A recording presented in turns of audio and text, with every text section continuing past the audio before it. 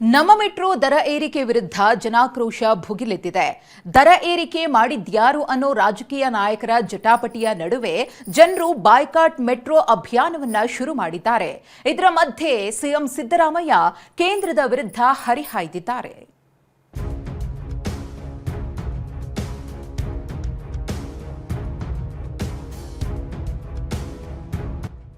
ಬೆಂಗಳೂರಿಗರ ಜೀವನಾಡಿ ನಮ್ಮ ಮೆಟ್ರೋದ ಟಿಕೆಟ್ ದರ ಏರಿಕೆ ಬೆನ್ನಲ್ಲೇ ಜನಾಕ್ರೋಶ ಭುಗಿಲೆದ್ದಿದೆ. ದೇಶದ ಮೆಟ್ರೋ ವ್ಯವಸ್ಥೆ ಹೊಂದಿದ ಯಾವುದೇ ರಾಜ್ಯಗಳಿಗೆ ಹೋಲಿಸಿದ್ರೂ ಕರ್ನಾಟಕದ ಮೆಟ್ರೋ ದರವೇ ಹೆಚ್ಚಿದೆ. ಈಗ ಸೋಮವಾರದಿಂದಲೇ ಟಿಕೆಟ್ ದರ ಮತ್ತೆ ಹೆಚ್ಚಳವಾಗ್ತಾ ಇದೆ. ಹೀಗಾಗಿ ಬಿಎಂಆರ್ಸಿಎಲ್ ವಿರುದ್ಧ ಜನರು ಸಿಡಿದೆದ್ದಿದ್ದಾರೆ.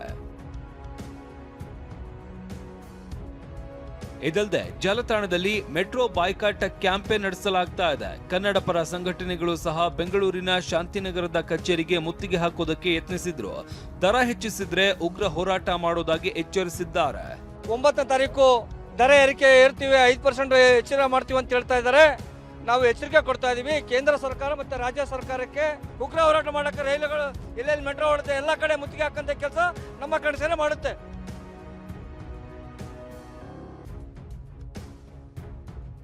ದರ ಏರಿಕೆ ಮಾಡುವುದು ರಾಜ್ಯ ಸರ್ಕಾರವಲ್ಲ, ಕೇಂದ್ರ ಸರ್ಕಾರ.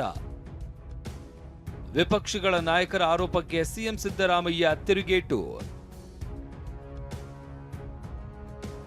ಈ ಮಧ್ಯೆ ದರ ಏರಿಕೆಗೆ ಕರ್ನಾಟಕ ಸರ್ಕಾರವೇ ಕಾರಣ ಅಂತ ತೇಜಸ್ವಿ ಸೂರ್ಯ, ಪಿಸಿ ಮೋಹನ್ ಸೇರಿದಂತೆ ಬಿಜೆಪಿ ಸಂಸದರು, ನಾಯಕರು ಆರೋಪಿಸಿದ್ರು.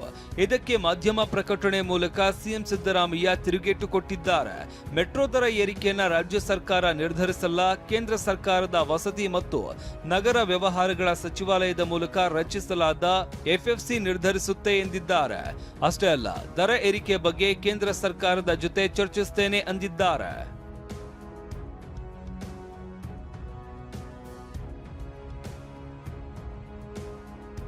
ಮೆಟ್ರೋ ದರಗಳನ್ನ ರಾಜ್ಯ ಸರ್ಕಾರ ನಿರ್ಧರಿಸುವುದಿಲ್ಲ. ಕೇಂದ್ರದ ವಸತಿ ಮತ್ತು ನಗರ ವ್ಯವಹಾರಗಳ ಸಚಿವಾಲಯ ರಚಿಸಿರುವ ಸ್ವತಂತ್ರ ದರ ನಿಗದಿ ಕಮಿಟಿ ನಿರ್ಧರಿಸುತ್ತದೆ.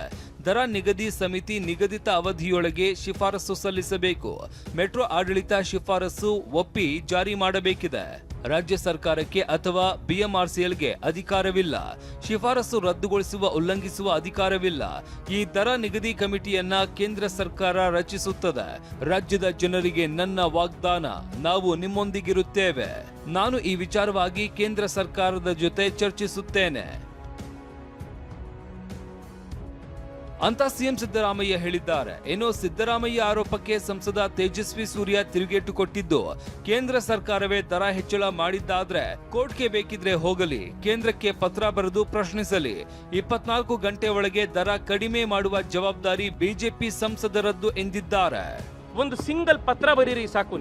ನಾನು ಈಗಲೂ ಮುಖ್ಯಮಂತ್ರಿ ಉಪಮುಖ್ಯಮಂತ್ರಿಗಳಿಗೆ ಸವಾಲಾಗ್ತಾ ಇದ್ದೀನಿ. ಕೇಂದ್ರ ಸರ್ಕಾರ ಮಾಡಿದ್ದು ಅನ್ನುವಂಥದ್ದು ಸತ್ಯ ಆದರೆ ಕೇಂದ್ರ ಸರ್ಕಾರವನ್ನು ದೂಷಣೆ ಮಾಡಿ ಈ ದರ ಏರಿಕೆ ಮಾಡಿರೋದು ಸರಿ ಇಲ್ಲ ಅನ್ನುವಂಥ ಪತ್ರ ನೀವು ಇವತ್ತು ಬರೀರಿ. 24 ಗಂಟೆ ಒಳಗಡೆ ಅದನ್ನ ಕಡಿಮೆ ಮಾಡಿಸುವಂತ ಜವಾಬ್ದಾರಿ ಕರ್ನಾಟಕದ ಸಂಸದರು. ರಾಜಕೀಯ ಏನೇ ಇರಲಿ, ಕೇಂದ್ರವೇ ಮಾಡ್ಲಿ, ರಾಜ್ಯವೇ ಮಾಡ್ಲಿ, ಜನರ ಸಂಕಷ್ಟಗಳನ್ನ ಕೇಳಬೇಕಾಗಿರುವುದು ಎರಡೂ ಸರ್ಕಾರಗಳ ಕರ್ತವ್ಯ ಅನ್ನೋದು ಮಾತ್ರ ಸತ್ಯ. ಕಿರಣ್ ಸೂರ್ಯ, ಟಿವಿ9 ಬೆಂಗಳೂರು.